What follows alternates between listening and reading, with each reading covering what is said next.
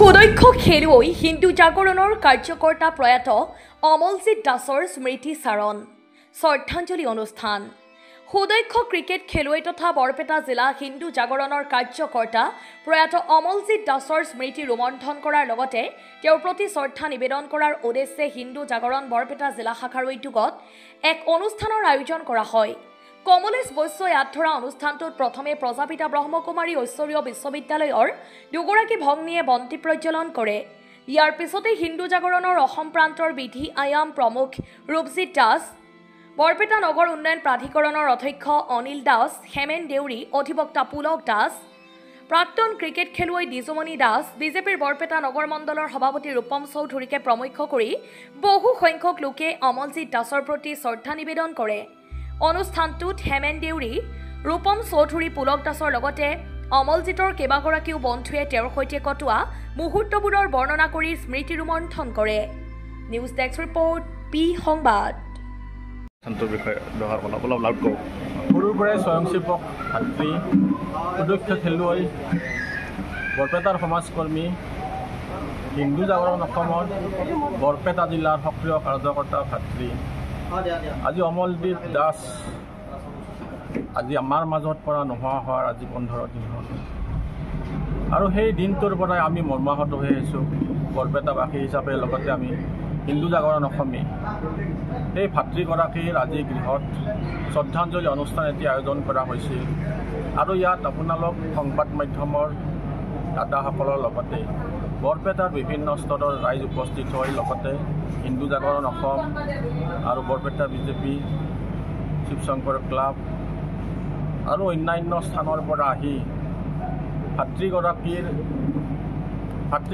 স্মৃতিত শ্ৰদ্ধাঞ্জলি অৰ্পণ কৰে আৰু এই দিনটোতে আমি ভাতৃগৰাকীৰ আত্মাৰ চিৰশান্তি কামনাৰ লগতে শোকসন্তপ্ত পৰিয়ালবৰ্গৰে আমি সমবেদনা জ্ঞাপন কৰিছোঁ। এই অমলজিৎ দাস ভাতৃগৰাকী ৰাইজৰ কাৰণে যেনেকৈ কাম কৰি গৈছে তাৰ আত্মাৰ সৎগতি হওক আৰু লগতে তাৰ এই স্মৃতি যেন সকলোৰে আমাৰ হৃদয়ত সকলোৱে সদায় জীয়াই ৰাখিব পাৰে তাৰ কাৰণে আমি হিন্দু জাগৰণ অসমে সদায় চেষ্টা কৰি যাম। ভাতৃগৰাকীৰ সদায় ভাল কামনাৰে আমি প্ৰাৰ্থনা কৰিছোঁ ভগৱানক আৰু আজি আমি সকলো মৰ্মাহত। এই অকালতে মৃত্যু হয় ভাতৃগৰাকীক আমি হেৰুৱাই বৰপেটাবাসীৰ বহুত ক্ষতি। হয়তো এনেকুৱা এজন কৰ্মী 20-25 বছৰ লাগিব পাৰে আৰু এনেকুৱা এজন কৰ্মী সৃষ্টি হোৱাৰ বাবে। গতিকে সকলো ৰাইজ উপস্থিত হৈ যিসকল দাদা বাইদেৱে শ্ৰদ্ধাঞ্জলি জনালে সকলোকে আমি হিন্দু জাগৰণ অসম বৰপেটাৰ পৰা আমি সকলোকে ধন্যবাদ জনাইছোঁ। সৰুৰ পৰাই স্বয়ংসেৱক ভাতৃ, সুদক্ষ খেলুৱৈ, বৰপেটাৰ সমাজকৰ্মী, হিন্দু জাগৰণ অসমৰ বৰপেটা জিলাৰ সক্ৰিয় কাৰ্যকৰ্তা ভাতৃ আজি অমলজিৎ দাস আজি আমাৰ মাজত পৰা নোহোৱা হোৱাৰ আজি 15 দিন হ'ল আৰু সেই দিনটোৰ পৰাই আমি মৰ্মাহত হৈ আহিছোঁ। বৰপেটাবাসী হিচাপে লগতে আমি হিন্দু জাগৰণ অসমী সেই ভাতৃগৰাকীৰ আজি গৃহত শ্ৰদ্ধাঞ্জলি অনুষ্ঠান এটি আয়োজন কৰা হৈছিল আৰু ইয়াত আপোনালোক সংবাদ মাধ্যমৰ দাদাসকলৰ লগতে বৰপেটাৰ বিভিন্ন স্তৰৰ ৰাইজ উপস্থিত হৈ লগতে হিন্দু জাগৰণ অসম আৰু বৰপেটা বিজেপি, শিৱশংকৰ ক্লাব আৰু অন্যান্য স্থানৰ পৰা আহি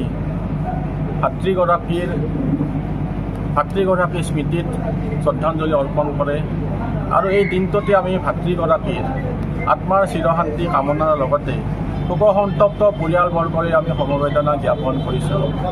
এই অমলজিৎ দাস ভাতৃগৰাকী ৰাইজৰ কাৰণে যেনেকৈ কাম কৰি গৈছে তাৰ আত্মাৰ সৎগতি হওক আৰু লগতে তাৰ এই স্মৃতি যেন সকলোৰে আমাৰ হৃদয়ত সকলোৱে সদায় জীয়াই ৰাখিব পাৰে তাৰ কাৰণে আমি হিন্দু জাগৰণ অসমে সদায় চেষ্টা কৰি যাম আৰু আজি আমি সকলো মৰ্মাহত। এই অকালতে মৃত্যু হয় ভাতৃগৰাকীক আমি হেৰুৱাই বৰপেটাবাসীৰ বহুত ক্ষতি। হয়তো এনেকুৱা এজন কৰ্মী 20-25 বছৰ লাগিব পাৰে আৰু এনেকুৱা এজন কৰ্মী সৃষ্টি হোৱাৰ বাবে। গতিকে সকলো ৰাইজ উপস্থিত হৈ যিসকল দাদা বাইদেৱে শ্ৰদ্ধাঞ্জলি জনালে সকলোকে আমি হিন্দু জাগৰণ অসম বৰপেটাৰ পৰা আমি সকলোকে ধন্যবাদ জনাইছোঁ।